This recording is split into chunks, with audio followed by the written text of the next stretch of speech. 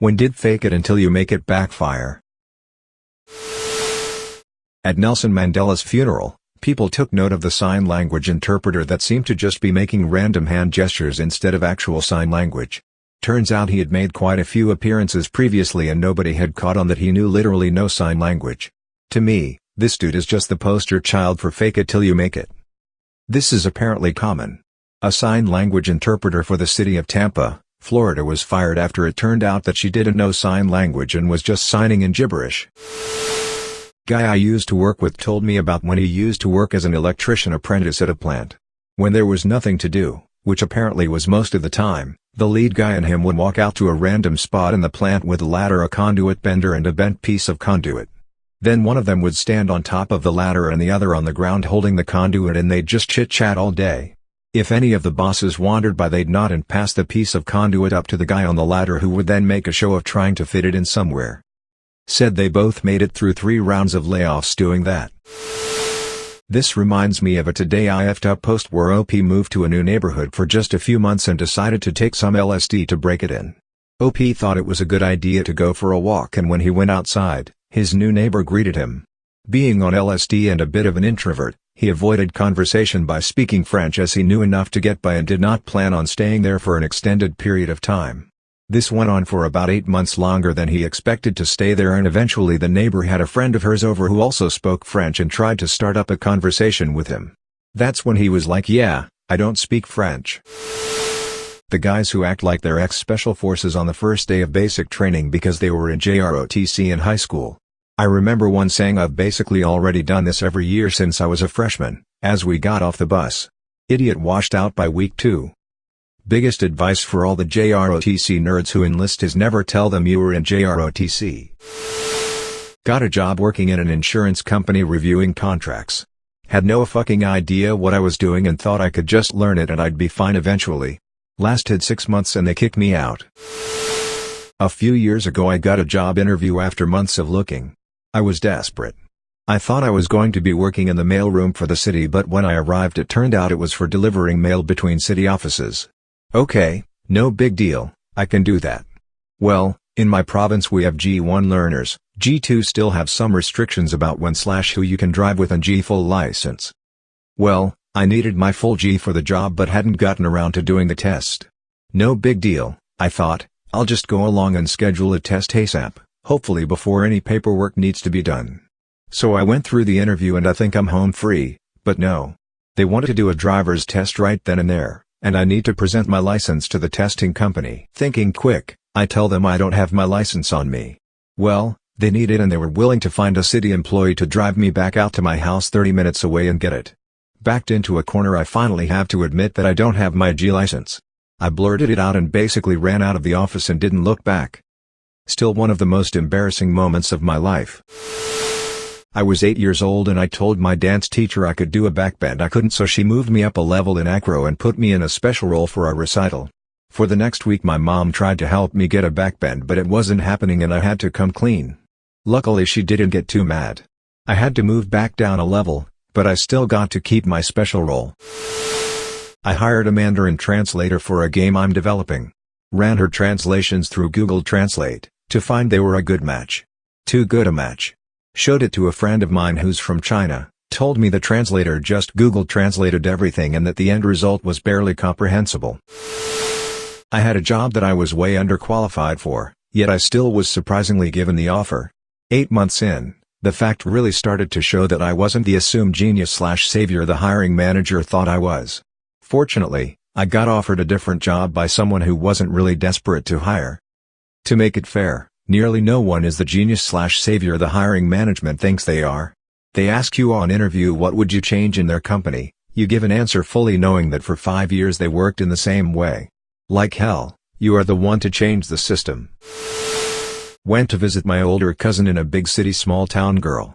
Before going out, he told me that the friends we would be meeting are super snobby, and would probably make fun of me if I told them I was from small town A. Today I would tell him to get better friends. But when I was 18 I just wanted to fit in.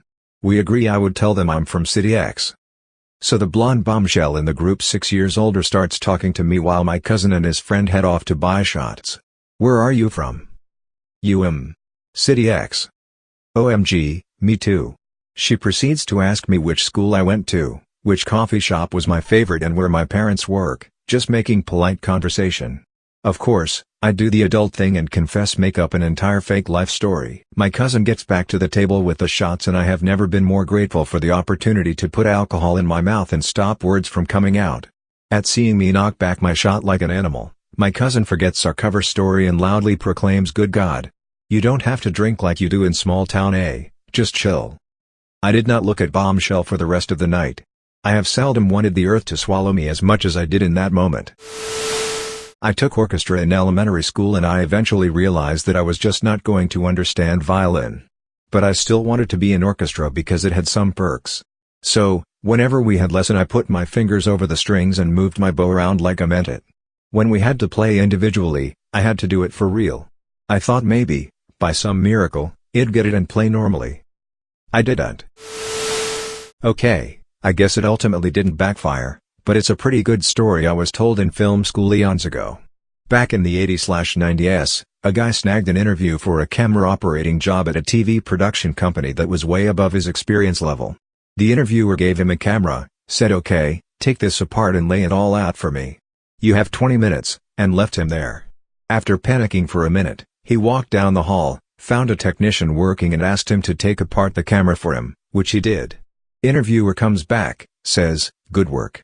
Now put it back together," and goes off to put out some other fires.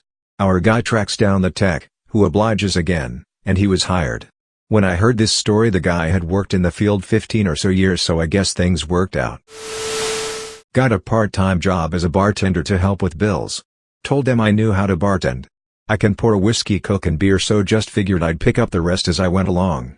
First week I was serving to get to know the menu and someone called in sick. Owner makes me bartend. So I'm doing fine, just beers and a few mixed drinks. Then a party of about 40 people coming from a wedding come in and starts asking for all these different shots, different specialty drinks, etc. Totally shit my pants. A writer I know decided he could make easy money writing romance novels under a false name, even though he didn't like romance novels at all. Turns out it wasn't that easy, but he was very good at it and got stuck writing romance novels for a living for a while, hating his job and not having time to write anything he actually wanted to write. I taught some anatomy physiology labs to pre-nursing majors. These girls knew more about anatomy physiology than I did. I'm an expert in ecology, but somehow I got the job of teaching this class. I figured I'd just look at the answers on the worksheets as the semester went on. When I finally got the student feedback, it was a blow to my sense of confidence. About half of them did indeed notice that I had just been looking at the fucking worksheet answers. Is anyone on this plane a doctor? I'm a doctor of philosophy. He's going to die. We're all going to die. Oh, a butterfly. I work as an accountant with a theater background. I'm 6 years in and I'm working solo with no one above me in the company besides the owners. I have an audit, a $16 million lock to acquire, and another company we just purchased. This is the tipping point, I'm sure. This is exactly what consultants are for. Hire Deloitte or Accenture and get a promotion for your executive leadership. We need a third party to give us an objective assessment during the MA. This will reduce our risk and better position us to integrate our solutions and go-to-market strategy. I just heard in a podcast about a guy who lived on an army base for 3 years posing as a soldier until he got caught due to drinking and driving. The guy apparently was well known and went so far as to brief incoming soldiers on and even responded to a bomb threat since he posed as an EID tech. The guy responds to bomb threats and gets caught because of a DUI. Lol.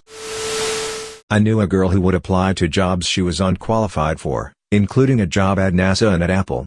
She lied about her qualifications on her resumes. She landed several high-paying jobs, but would get fired after a month or two once her coworkers realized she did not have the skills to fulfill her duties. She would boast on Facebook about how she landed her dream job every few months. Not sure what she's doing now since I haven't spoken to her in years. I believe she moved to another country.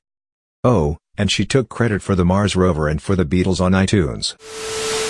I was in a Skype job interview that involved multiple rounds. In one session I talked to person A, then person B, and then person C.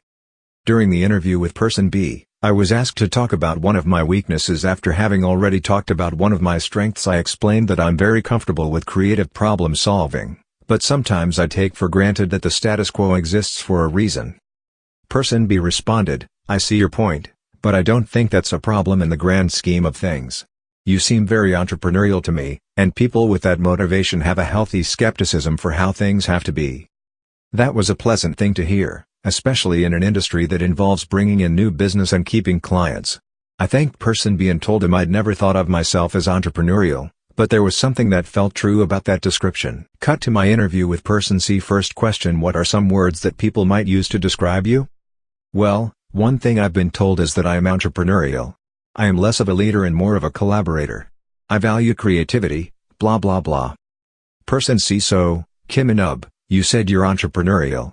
What businesses have you started?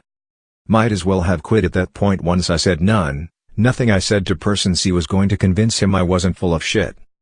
To be clear, I told Person C several projects I've started that involved personal initiative, taking risks, and making proposals to people with the power to deny my idea or be a part of my team. The problem he seemed to have was that none of those things was literally a business. Dating a close friend that I wasn't even remotely attracted to. I thought the feelings that I was supposed to have would kick in, but they didn't. When due to a tight budget on a magazine I edited, way back when, we couldn't afford a fashion correspondent, so I did it myself under an assumed female name. I'm male and didn't tell anyone. Surprisingly, it was quite well received. Ran for 3 months or so before I got invited to a clothing launch.